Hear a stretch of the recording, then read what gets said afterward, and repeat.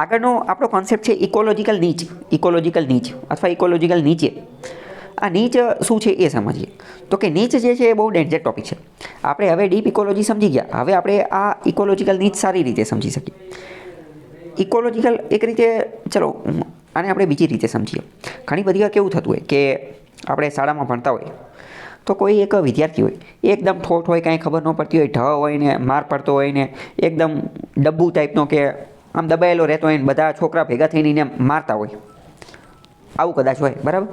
અને પછી આપણે 20-30 વર્ષ પછી એને મળીએ અને આપણને ખબર પડે કે યાર એ તો બહુ મોટો ડોન થઈ ગયો છે. તો આપણને આશ્ચર્ય લાગે ને કે how this kind of transformation, કે નિશાળમાં તો એને નાના હતા ત્યારે તો બધા એને મારતા હતા અને અત્યારે આટલો ડેન્જર બની ગયો છે. અથવા એવું બની શકે કે ત્યારે એ એકદમ ઢ હોય, કાંઈ ખબર ન પડતી હોય અને 10-20 વર્ષ પછી તમે એને મળો તો એ બહુ મોટી કંપની ચલાવતો હોય, સ્ટાર્ટઅપ ચલાવતો હોય. તો આ એક રીતે શું થયું કે ટ્રાન્સફોર્મેશન. તો આનો મતલબ શું? આનો મતલબ એમ કે હકીકતમાં આપણે જોઈએ ને તો મનુષ્ય પાસે ઇન્ફાઇનાઇટ ઓપોર્ચ્યુનિટી રહેલી છે, અનંત શક્યતાઓ અને અનંત તક રહેલી છે. કયો વ્યક્તિ ક્યારે શું બની જાય ને એ કોઈને નથી ખબર. કયો વ્યક્તિ ક્યારે શું બની જાય એ કોઈને ખબર નથી. એટલે ઇન શોર્ટ, દરેક વ્યક્તિનું એક આગવું મહત્ત્વ છે. શું આપણે શાળામાં કોઈ વ્યક્તિ જે છે, ઘણી બધી વાર આપણે એવું કહેતા હોય કે ટીચર, શિક્ષક કોઈ વ્યક્તિને એવું કહેતા હોય કે તારું તો કંઈ નહીં થાય, તારું તો કંઈ નહીં થાય. પણ આપણે એવું કહી શકીએ નહીં. કેમ? કારણ કે બની શકે એવું કે એ વ્યક્તિ કદાચ ભવિષ્યમાં આગળ જઈ અને બહુ મહાન એક્ટર બની જાય, ક્રિકેટર બની જાય. કારણ કે તમને ખ્યાલ હશે કે આ જે વિરાટ કોહલી, ક્રિકેટરને, એક્ટરને, આ બધા લોકો જે છે એ કોઈ બહુ એટલું ખતરનાક ભણેલા નથી, પણ પોતાના ફિલ્ડની અંદર જે છે એ આગળ વધેલા છે. તો મતલબ શું કે દરેક વ્યક્તિ એનું આગવું મહત્ત્વ છે. આપણે એવું ન કહી શકીએ કે તમારું મહત્ત્વ વધારે અને અમારું મહત્ત્વ ઓછું, કે ફલાણાનું મહત્ત્વ વધારે અને આનું મહત્ત્વ ઓછું, એવું ન કહી શકાય. દરેકનું કંઈક મહત્ત્વ છે. પહેલાં તો આ વાત સાથે તમે સહમત કે અસહમત? દરેકનું મહત્ત્વ વ્યવસ્થિત છે, બરાબર? દરેકનું મહત્ત્વ છે. તો બસ સેમ આ જ વસ્તુને ઇકોલોજીકલ નીચ કહેવામાં આવે. ઇકોલોજીકલ નીચનો મતલબ શું કે જેટલા પણ સજીવ તો એ આખા સજીવ, પર્ટિક્યુલર એક સજીવ જે છે એને લેવાનું અને એનું જે આખું એન્વાયરમેન્ટ હોય ને એને ઇકોલોજીકલ નીચ કહેવાય. એને બીજી રીતે આપણે સમજીએ. ચલો, જેમ કે આપણે વાત કરીએ કે બંધારણ સભાની અંદર 389 મેમ્બર હતા, 389ની આજુબાજુ મેમ્બર હતા. તો આપણે બંધારણ સભા વિશે વાત કરીએ કે બંધારણ સભાની અંદર કયા મેમ્બરનું કેટલું યોગદાન હતું, તો આપણે બધાની વાત કરીએ, બરાબર? તમામ મેમ્બરની વાત કરીએ. પણ હવે બીજી રીતે જોઈએ કે આ દરેક મેમ્બર જે છે, દરેક મેમ્બર એનું પોતાનું પણ કંઈક અલગ યોગદાન હશે ને સમગ્ર ભારતની ચળવળની અંદર, તમામ બાબતની અંદર. Not only in constituent assembly, માત્ર બંધારણ સભાની અંદર નહીં, બીજી પોતાના સમગ્ર જીવનકાળ દરમિયાન બીજું ઘણું બધું યોગદાન હશે કે નહીં હોય? તો કે હા, હશે. એટલે કે ઇન શોર્ટ આપણે એવું કહી શકીએ કે આપણે બંધારણ સભા ઉપર એક પુસ્તક લખી શકીએ જેમાં બધાનું યોગદાન આવી શકે. બંધારણ સભા ઉપર આપણે એક પુસ્તક લખી શકીએ કે જેમાં બધાનું યોગદાન આવી શકે. પણ એની સાથે જેટલા પણ 389 લોકો જે છે એ બધા ઉપર એક પુસ્તક, એટલે કે બીજી નવી 389 પુસ્તક લખી શકીએ કે જેમાં બધાનું પર્ટિક્યુલર યોગદાન આપેલું હોય. સરદાર પટેલનું, જવાહરલાલ નહેરુનું, ડૉક્ટર બાબા સાહેબ આંબેડકરનું, કનૈયાલાલ મુનશીનું. આ વાત તમે સમજ્યા કે ન સમજ્યા? કે બધાનું સંયુક્ત યોગદાન એ લખી શકીએ અને ઇન્ડિવિડ્યુઅલ યોગદાન પણ લખી શકીએ. તો બસ સેમ એ જ વસ્તુ ઇકોલોજી જે છે, ઇકોસિસ્ટમ, ફૂડ ચેઇન, એની અંદર દરેકનું આગવું અલગ યોગ્ય મહત્ત્વ રહેલું છે. ફોર એક્ઝામ્પલ, ઘાસને કોણ ખાશે? તો કે હરણ ખાશે. અને હરણને કોણ ખાશે? તો કે સિંહ ખાશે. તો હવે આ ઘાસ જે છે, ઘાસની આખી ઇકોસિસ્ટમને આપણે અભ્યાસ કરીએ કે ઘાસ જે છે એની ઉપર કોની શું અસર થાય છે, એ કોઈ બીજા ઉપર શું અસર પાડે છે. આને નીચ કહેવાય. નીચ એક બીજી ભાષામાં હું તમને સમજાવું. ચલો પહેલાં આપણે આ જ સમજી લઈએ, બરાબર? તો આને શું કહેવાય કે આખું ઘાસનું તમે પીએચડી કરો ને, ખાલી ઘાસનો જ અભ્યાસ કરવાનો, તો એને કહેવાય નીચ. એવી જ રીતે તમે હરણનો અભ્યાસ કરો તો એને શું કહેવાય? નીચ કહેવાય. એવી જ રીતે સિંહનો અભ્યાસ કરો કે સિંહ કેટલા છે, શું ખાય છે, શું પીવે છે, એની પર્યાવરણ ઉપર શું અસર છે, એની આસપાસના અન્ય સજીવો ઉપર શું અસર છે, આસપાસના વનસ્પતિઓ ઉપર, આસપાસના પ્રાણીઓ ઉપર, આસપાસના વનસ્પતિઓ ઉપર શું અસર છે, તો એ બધાને નીચ કહેવામાં આવે. બીજી એક વાત કહું, આજે આખું ઇન્ટરનેટ જે છે ને, ઇન્ટરનેટ ઉપર જે બધી વસ્તુ ચાલતી હોય તો એની અંદર પણ માઇક્રો નીચ આવે. કઈ રીતની વસ્તુ? એક રીતે આની પહેલાં મેં તમને થોડા ટાઈમ પહેલાં એક ઉદાહરણ આપેલું હશે કે એમેઝોન ઉપર માની લો કે તમારે કોઈ વસ્તુ વેચવી છે, તો કઈ વેચે? તો કે મેં તમને એક ઉદાહરણ આપેલું હતું, શું કે એમેઝોન પાસેથી આપણે ડેટા કઢાવી. કેવો ડેટા કઢાવી? કે છેલ્લા 1 વર્ષની અંદર સૌથી વધુ કઈ વસ્તુ વેચાણી? સૌથી વધુ કઈ વસ્તુ વેચાણી? તો કે બૂટ જે છે ને એ સૌથી વધુ વેચાણા.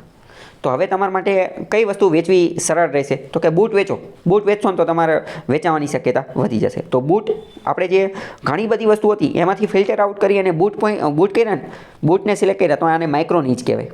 આને શું કહેવાય? માઇક્રો નીચ. આપણે કોઈ વસ્તુ જે ટોપિક જે છે પસંદ કરી લીધો એ બરાબર. આપણે આ જે ભણવાનું ને એ બધું હોય તો એની અંદર પણ એવું જોઈએ ને, આપણે જીપીએસસી યુપીએસસીની તૈયારી કરતા હોય કે કોઈ પણ તૈયારી વગેરે કરતા હોય બરાબર, તો આ બધાની અંદર કેવું હોય કે દરેક શિક્ષક હોય તો દરેક શિક્ષક જે છે એનો એક કોઈ એક્સપર્ટ સબ્જેક્ટ હોય, એનો કોઈ એક સબ્જેક્ટ હોય ને, તો એ જે સબ્જેક્ટ જે છે એને શું કહેવાય? નીચ કહેવામાં આવે. એ એનો માઇક્રો નીચ, એટલે કે એક વસ્તુ પસંદ કરી લીધી બરાબર. હકીકતમાં તો એ બધા વિષય ભણાવીએ કે, પણ એક તો એનો માઇક્રો નીચ હોય બરાબર. તો ઇકોલોજીકલ નીચ ખબર પડી? તો કે ઇકોલોજીકલ નીચ એટલે કે ઓર્ગેનિઝમ, સજીવ આખા પર્યાવરણની અંદર કયા પ્રકારનો રોલ અદા કરે છે, એનો રોલ શું છે. એક રીતે એવું કહી શકાય કે એની ખુદની એક પિક્ચર. આપણે જોઈએ કે એક પિક્ચર હોય જેમાં ઘણા બધા હીરો હોય. આ ઓલું એવેન્જર જેવું, એવેન્જર માર્વેલવાળા શું કરે કે એવેન્જર એમાં બધા હીરો ભેગા થાય, થેનોસ ને કેપ્ટન અમેરિકા ને સ્પાઈડરમેન ને આ બધા ભેગા થાય બરાબર. પણ એ બધાના પાછા અલગ અલગ પિક્ચર છે. હલ્ક ને થોર ને આ બધા ભેગા થાય બરાબર. પણ એ બધાના અલગ અલગ પિક્ચર છે. તો આ બધાના જે અલગ અલગ પિક્ચર જે છે એને જ શું કહેવાય? ઇકોલોજીકલ નીચ કહેવાય. કે હરણનું એક પિક્ચર બનાવો, વાઘનું એક પિક્ચર બનાવો, વૃક્ષનું એક પિક્ચર બનાવો. તો હવે તમે વિચારો કે ઇકોલોજીકલ નીચ એનો અભ્યાસ કરવો એ સરળ છે કે અઘરો છે? કે ઇકોલોજીકલ નીચનો અભ્યાસ કરવો અઘરો છે. કેમ? કારણ કે કેટલી બધી સ્પીસીસ છે, બધાનું આપણે કઈ રીતે એનાલિસિસ કરવું? તો ઇકોલોજીકલ નીચનો અભ્યાસ કરવો અઘરો છે. ફરીથી જોઈએ, ઇકોલોજીકલ નીચ એટલે કોઈ ઓર્ગેનિઝમ, કોઈ સજીવ કયા પ્રકારનો રોલ ભજવે છે સંપૂર્ણ પર્યાવરણની અંદર, એની પરિસ્થિતિ કઈ છે, એ કયા પ્રકારનું ફંક્શન કાર્ય કરે છે પર્યાવરણની અંદર, એ બધા. એટલે કે એની ખુદની એક ડેડિકેટેડ પિક્ચર, એની બાયોગ્રાફી. એવું સમજી લેવું કે દરેક સજીવની બાયોગ્રાફી, એને શું કહેવામાં આવે? એને ઇકોલોજીકલ નીચ કહેવામાં આવે. હવે ઘણા બધા લોકોને એવું લાગે કે નીચ અને હેબિટેટ એ બંને એક જ વસ્તુ છે, પણ બંને અલગ અલગ વસ્તુ છે. હેબિટેટનો મતલબ શું થાય? તો કે હેબિટેટનો મતલબ તો રહેઠાણ, નિવાસસ્થાન. પક્ષી જે છે, પક્ષીનું નિવાસસ્થાન કેવું છે? તો કે માળો. હવે માળો જે છે એ વૃક્ષની અંદર છે, તો વૃક્ષની અંદર રહેલો માળો એ પક્ષીનું હેબિટેટ, નિવાસ સ્થાન છે. હાથીનું નિવાસ સ્થાન શું છે? તો કે ગ્રાસલેન્ડ, ઘાસના મેદાન. તો કે એ હાથીનું નિવાસ સ્થાન છે. સિંહનું નિવાસ સ્થાન શું છે? તો કે ગીરના જંગલો. તો એ એનું હેબિટેટ છે. તો હેબિટેટ એટલે તો શું? નિવાસ સ્થાન. જ્યારે નીચ જે છે, નીચ એ તો એની કરતાં પણ વિશાળ બાબત છે. નીચની અંદર તો એ આખા સમગ્ર પર્યાવરણની અંદર, સમગ્ર ઇકોસિસ્ટમની અંદર શું રોલ અદા કરે છે ને એ બધું આવી જાય. એટલે એક રીતે એવું કહી શકાય કે નીચ જે છે એ બહુ મોટું સર્કલ છે અને એની અંદરનું એક નાનું સર્કલ જે છે એ હેબિટેટ છે. કારણ કે હેબિટેટ એ તો નીચની અંદર આવી જ જશે બરાબર. અથવા બીજી રીતે જોઈએ ને તો એવું કહી શકાય કે habitat focuses on how environment impacts an organism. Habitat શું કહે છે? હેબિટેટ એવું કહે છે કે પર્યાવરણ સજીવ ઉપર કેવી અસર કરે છે. પર્યાવરણ સજીવ ઉપર કેવી અસર કરે છે? કારણ કે પર્યાવરણ સજીવ ઉપર જે પ્રકારનું પર્યાવરણ હશે એની આજુબાજુ એવા જ સજીવ જોવા મળતા હશે ને. જેમ કે પોલાર બિયર છે, પોલાર બિયર તો એ ધ્રુવીય પ્રદેશમાં જ જોવા મળે. ઠંડા પ્રદેશ, બરફવાળા પ્રદેશ ત્યાં જ જોવા મળે. તો આ શું થયું? પર્યાવરણે સજીવ ઉપર અસર કરી કે જેવું પર્યાવરણ હશે એવા જ સજીવ જોવા મળશે. જ્યારે નીચનો મતલબ શું? નીચનો મતલબ એમ કે ઓર્ગેનિઝમ, સજીવ જે છે એ પર્યાવરણ ઉપર કેવી અસર કરે છે. સજીવ જે છે એ પર્યાવરણ ઉપર કેવી અસર કરે છે એને નીચ કહેવામાં આવે છે. ઓકે, ખ્યાલ આવ્યો? ચલો, નીચે અમુક પક્ષીઓ આપેલા છે બરાબર, જેમ કે ફ્લેમિંગો, ડક્સ ને એવોકેટ ને ઓયસ્ટર ને એ બધા. તો બધાનો અલગ અલગ અભ્યાસ કરવામાં આવે એને શું કહેવામાં આવે? એને ઇકોલોજીકલ નીચ કહેવામાં આવે. બધાનું ડેડિકેટેડ વસ્તુ વિચારવાનું બરાબર. ઇકોલોજીકલ નીચ અને હેબિટેટ એ બંનેની વસ્તુ જે છે એ આપણે સમજી લીધી. અને ઇકોલોજીકલ નીચ જે છે એ અને હેબિટેટ એ બંને વચ્ચેનો જે તફાવત જે છે એ તમને વિધાનવાળા વાક્યમાં આપી દેશે. કે હેબિટેટનો મતલબ શું તમારે વિચારવાનું કે હેબિટેટ એટલે શું? તો કે હેબિટેટ એટલે એ કે પર્યાવરણ જે છે ને, પર્યાવરણ એમાં પર્યાવરણને મોટું બતાવવામાં આવે છે, પર્યાવરણને હીરો બનાવવામાં આવે છે. કે પર્યાવરણ જે છે એ સજીવ ઉપર શું અસર પડે છે, જેમ કે પોલાર બિયર. અને નીચમાં શું? નીચમાં એ કે સજીવ જે છે એ આખા પર્યાવરણ ઉપર શું અસર કરે છે એ બરાબર. ઇકોલોજીકલ નીચ શબ્દ જે છે એ સૌથી પહેલાં જોસેફ ગ્રીનેલ નામના વ્યક્તિ દ્વારા 1970માં પ્રયોજવામાં આવેલો હતો. પ્રશ્ન પૂછાઈ જશે કોણે આ શબ્દ આપ્યો હતો? જોસેફ ગ્રીનેલ, બરાબર. અને એણે આની માટે એક શબ્દ વાપરેલો હતો માઇક્રો હેબિટેટ, એટલે કે આને આપણે માઇક્રો લેવલે એનો અભ્યાસ કરીએ છીએ. માઇક્રો નીચ શબ્દ મેં તમને કીધું હતું, બરાબર, તો એ એની જ વાત કરે છે. ઓકે, કંઈ ડાઉટ હોય